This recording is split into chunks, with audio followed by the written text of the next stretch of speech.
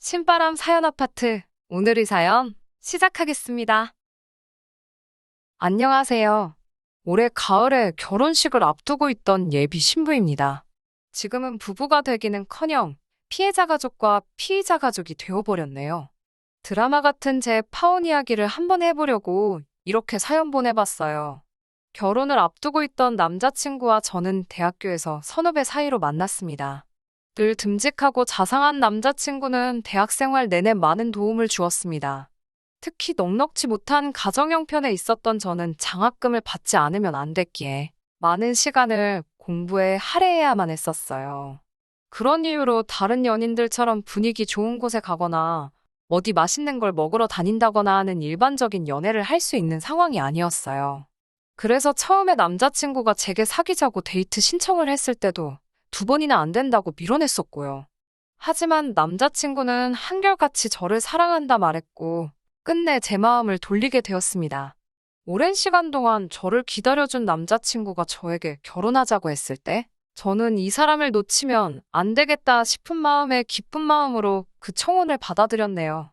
저희 집이 처음부터 형편이 어려웠던 것은 아닙니다. 어린 나이에 어린 형제들의 학비를 벌겠다고 서울에 올라오신 아버지는 서울에서 할 수 있는 일이란 일은 하나도 빠짐없이 다 해봤다고 표현하실 만큼 고되고 억세게 살아오신 분이에요. 그 시대로 치면 늦은 나이인 나이 30에 비로소 저희 어머니를 만나서 결혼을 하셨고요. 아버지는 친구분과 작은 사업을 시작하셨고 큰 돈을 버셨다고 하셨습니다. 제 어린 시절 기억을 되짚어보거나 그 무렵 찍었던 사진들을 보신다면 어쩌다 이렇게 되었냐는 소리를 절로 하실 거예요. 아무튼 그러다 제가 고등학교에 들어갈 무렵 생각지도 못했던 일이 터졌습니다. 아버지와 같이 사업을 하시던 분이 회사 자금을 들고 잠적을 했다고 하네요. 사회생활을 시작하고 얼마 지나지 않아 알게 된 분이었는데 고향도 같고 이야기를 나눌수록 형제처럼 친근한 마음이 생겨 간이며 쓸개며 빼주신 게 화근이었습니다. 언젠가부터 무슨 일을 하고 먹고 살아야 할지 모르겠다고 하소연을 하여 사업에 껴준 건데 그렇게 뒤통수를 칠 줄은 몰랐다고 하셨습니다. 작정하고 야반도주 한 사람을 찾을 방법이 없었고 결국 저희 집이 쫄딱 망하게 되었지요. 그 이후로 한동안 힘든 시간을 보냈습니다. 어머니는 낮에는 남의 집에 가서 도우미를 하시고 밤에는 식당에서 설거지와 주방일을 하셨습니다. 그렇다 보니 손에 물이 마를 틈이 없었습니다. 아버지 역시 친구분 이삿짐 센터 일을 돕거나 공사판에서 벽돌을 나르시며 죽기 살기로 일을 하셨어요. 그렇다 보니 학교를 마치고 집에 돌아오면 아무도 맞이해주는 사람이 없었네요. 학원이라도 갈 수 있었다면 덜 외로웠겠지만 동네에 있는 보습학원도 다닐 여유가 되지 못했기 때문에 어머니든 아버지든 한 분이 집에 오실 때까지 햇빛도 잘 들지 않는 반지 앞 방에서 혼자 있기 일쑤였고요. 그러다가 문득 공부를 해야겠다는 생각이 들었습니다. 열심히 공부해서 꼭 성공해서 두 분을 편하게 모셔야겠다 마음을 먹게 되었지요. 손에 물집이 잡혀서 연필을 잡을 수 없을 만큼 죽어라 공부를 하니까 당시 반에서 중간 정도이던 제 성적은 조금씩 올라가기 시작하더군요. 그러다 대입이 가까워졌을 무렵에는 학교에서 전교 1등 자리도 하게 되었습니다.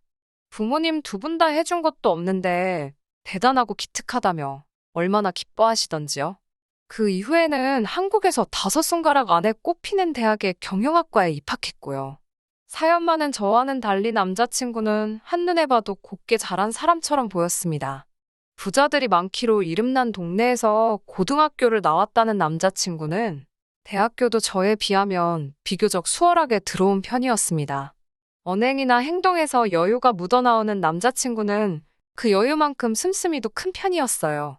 이런 남자가 날 왜 좋아하는 걸까 싶어 물어본 적도 있는데 저의 야무지고 똑부러지는 성격이 좋다고 하더군요.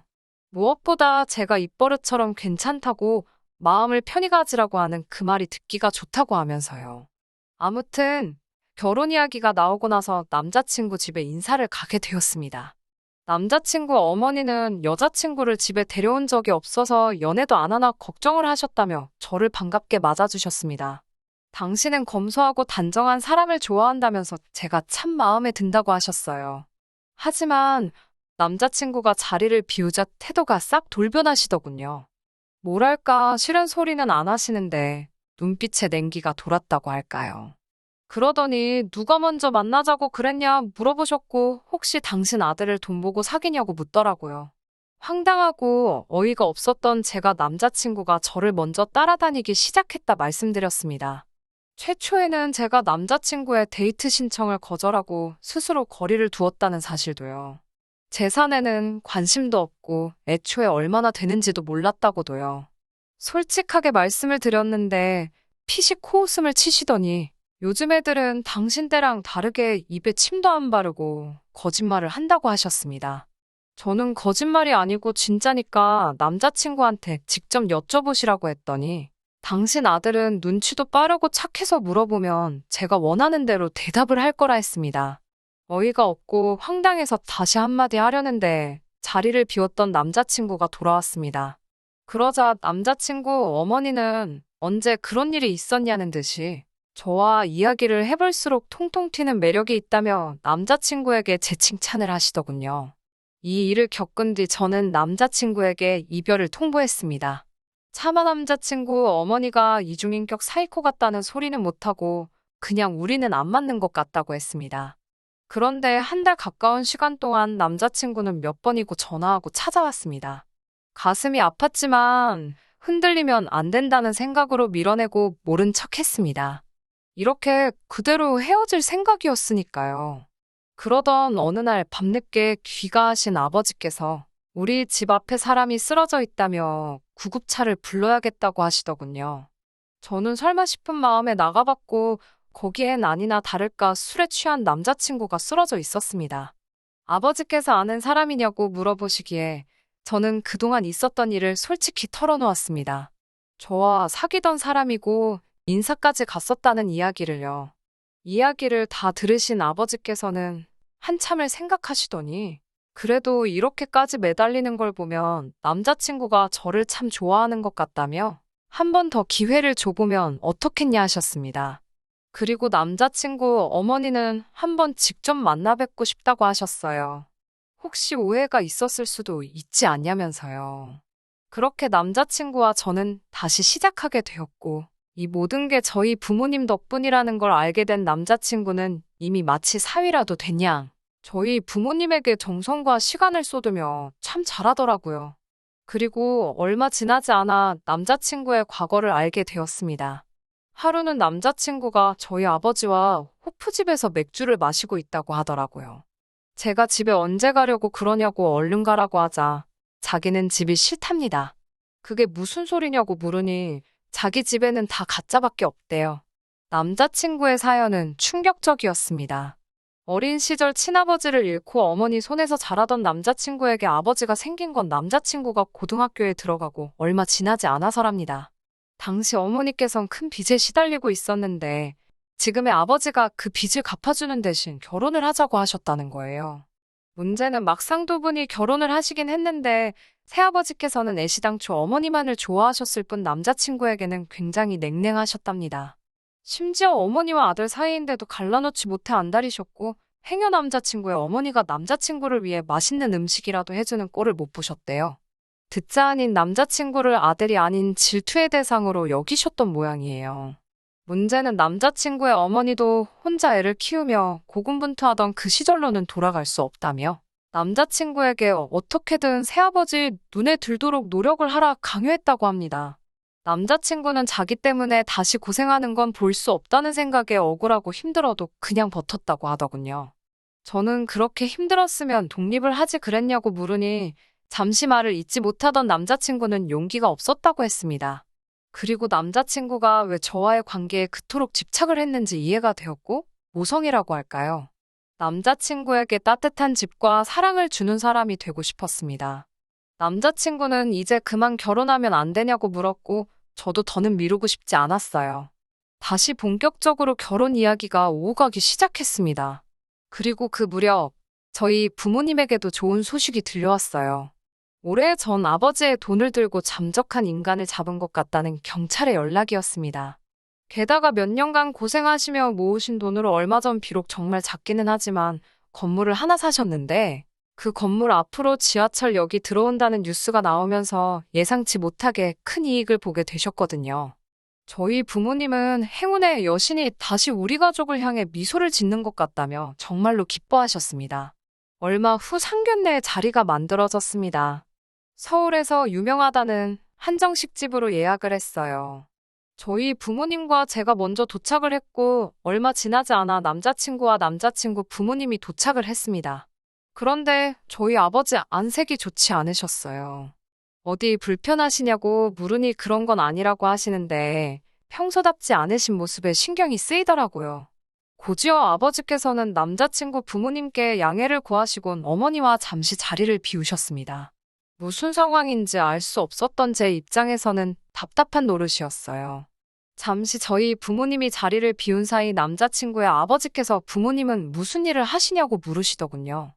앞서 말씀드렸다시피 먹고 사시느라 저일 안 해보신 일 없이 다 하시며 살았다고 할 수도 없어 난처했지만 결국 솔직히 말씀드렸습니다. 제가 어렸을 때 믿던 분에게 크게 사기를 당해 여러 가지 일을 하시며 살아오셨다고요. 그러자 부모님 두 분 다 좀 귀가 얇으신가 아니면 판단력이 흐리신가 왜 젊어서부터 사기를 당하냐며 웃으시더군요. 황당하고 어처구니가 없어 제가 남자친구를 쳐다보니 남자친구가 미안하다는 제스처를 취하더라고요. 그때 저희 부모님께서 다시 돌아오셨습니다. 남자친구 아버지께서는 저희 아버지에게 생긴 건 안 그렇게 생기셨는데 젊었을 때 좀 맹하셨나 보다고 또 한마디를 하더라고요. 계속되는 막말에 도저히 참을 수 없었던 제가 저희 부모님께 그냥 가자고 했습니다. 역시 이 결혼은 하는 게 아닌 것 같다고 남자친구를 바라보며 말했고요. 그런데 저희 부모님은 괜찮다고 좀만 더 있어보자고 하시더군요. 그러더니 갑자기 남자친구 아버지에게 고향이 어디냐고 물으셨습니다. 남자친구 아버지는 고향을 말씀하시면서 그러고 보니 좀 낯이 익은 것 같은데 혹시 자기랑 어디서 본 적 있냐고 물었습니다. 그러자 남자친구의 어머니께서는 살아온 인생이 다른데 어디서 마주쳤겠냐며 무슨 재미난 농담이라도 한듯 깔깔 웃더니 혹시 우리 이사할 때 이삿짐이라도 날라준 거 아니냐고 묻더군요. 너무 모욕적이고 그 자리에서 아무것도 할 수 없는 제 자신이 너무 싫어서 부모님께 제발 가자고 하는데도 저희 부모님은 조금만 더 있어보자며 웃고 계셨습니다. 그러자 남자친구 부모님은 돈이 그렇게 탐이 나냐며 이런 소리를 듣고도 우리하고 사돈을 맺고 싶냐며 이래서 없는 사람들은 상종을 못한다고 하더군요. 보아하니 남자친구의 새아버지라는 사람은 남자친구가 저를 얼마나 사랑하는지는 관심도 없고 오히려 상처를 주고 싶어 하는 것 같았습니다. 그리고 남자친구의 어머니도 남자친구 말대로 당신 남편인 새아버지의 비위를 맞추기에만 급급한 것 같았고요. 이런 집구석에 결국 남자친구를 혼자 남겨두어야 한다는 사실이 가슴 아팠지만 어쩔 수 없는 선택이었습니다. 그때였습니다. 저희가 상견례를 하고 있던 방 안으로 어떤 남자 둘이 들어오더라고요. 그리고는 난데없이 남자친구의 아버지가 체포를 당했습니다. 사기 어쩌고 하는 것 같았는데 정신이 하나도 없더라고요. 저희 아버지께서는 그제서야 남자친구 아버지에게 욕을 하면서 너 이 자식 내 돈 가지고 그간 떵떵거리며 잘 살았냐며 어떻게 나한테 그럴 수가 있냐고 울분을 토해내셨습니다. 그제서야 남자친구의 아버지가 바로 저희 집을 가난의 구렁텅이로 밀어넣은 장본인이라는 걸 알게 되었네요. 속사정을 아는지 모르는진 몰라도 남자친구의 어머니는 뭔가 잘못된 게 분명하다며 악을 쓰고 남자친구는 넋이 나간 사람 같았습니다. 남자친구의 새아버지는 처음엔 그게 무슨 소리냐고 자긴 아무것도 모른다고 소리를 쳐댔지만 곧 순순히 경찰을 따라가더군요. 남자친구의 아버지 때문에 10년 가까운 세월을 고통받고 살았다 생각하니 어떤 용서도 할 수 없었습니다. 비록 남자친구의 친아버지는 아니었지만 솔직히 남자친구를 우리 가족으로 받아들일 수가 없었습니다. 저희 가족이 응당 누리고 살았어야 할 삶은 남자친구의 가족이 누리고 살았다 생각하니 남자친구를 사랑하는 마음과는 별개로 원망스럽고 믿기까지 하더라고요. 저는 남자친구에게 다시 한번 진짜로 이별을 고했습니다. 남자친구는 저와 헤어질 바엔 어머니와 인연을 끊겠다고 했지만 천륜이 그렇게 쉽게 끊어질 수는 없다는 걸 알기에 그럴 것 없다고 했습니다. 남자친구의 어머니가 설령 그 사기꾼과 이혼을 한다고 해도 머리로는 이해를 한다고 해도 마음에서 남자친구를 예전처럼 받아들일 자신이 없었습니다. 비록 시간이 걸리겠지만 남자친구의 아버지와 절대로 합의를 할 생각이 없기 때문에 어찌됐건 법적인 책임은 피할 수 없을 거라고 믿어요. 명색이 제가 직업이 기자인데 다시 미꾸라지 빠져나가듯 두진 않을 겁니다. 쉽게 포기하지 않고 부모님의 서름을 꼭 풀어드릴 생각이에요. 지금도 저희 아버지는 이 일로 제가 큰 상처를 받진 않았는지 걱정하십니다. 하지만 제게 부모님보다 소중한 사람은 없어요. 그렇기에 괜찮고 앞으로도 잘 살 수 있을 거라 믿습니다. 이렇게 털어놓으니 속이 후련하네요. 법적인 처벌까지 받고 나면 후기 들려드리러 또 오겠습니다.